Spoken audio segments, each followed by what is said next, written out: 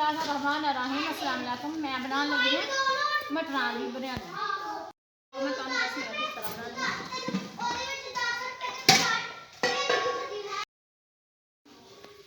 बनानी चलो सब तो पहले घी ते प्याज पाया,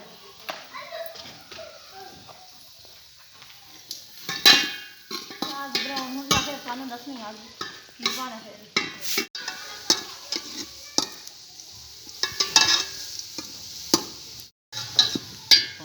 प्याज ते हो गया ब्राउन। हुण इहदे विच पानी पाना,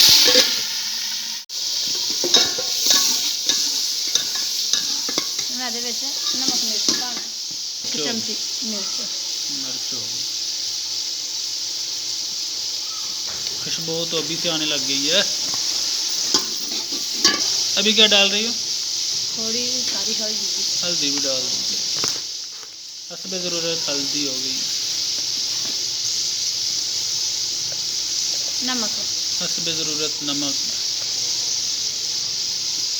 गरम मसाला, और ये गरम मसाला भी आ जाता है।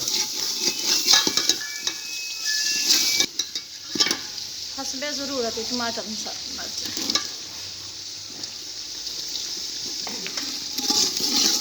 हल्का सा डाल दिया जी टमाटर मिर्च हमने डाल दिया।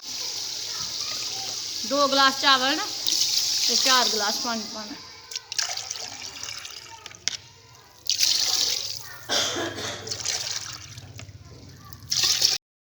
मटर डाल, हुण इहदे विच मटर पाना ताकि पानी उबलने दे नाल नाल मटर भी उबल जाए। चावल पाए जा रहे हैं।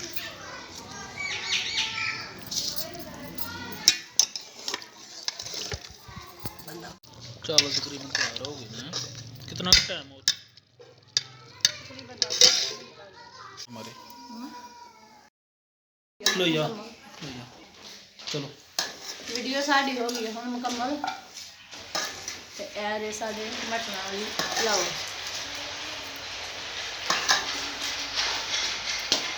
माशाल्लाह बहुत प्यारे बने।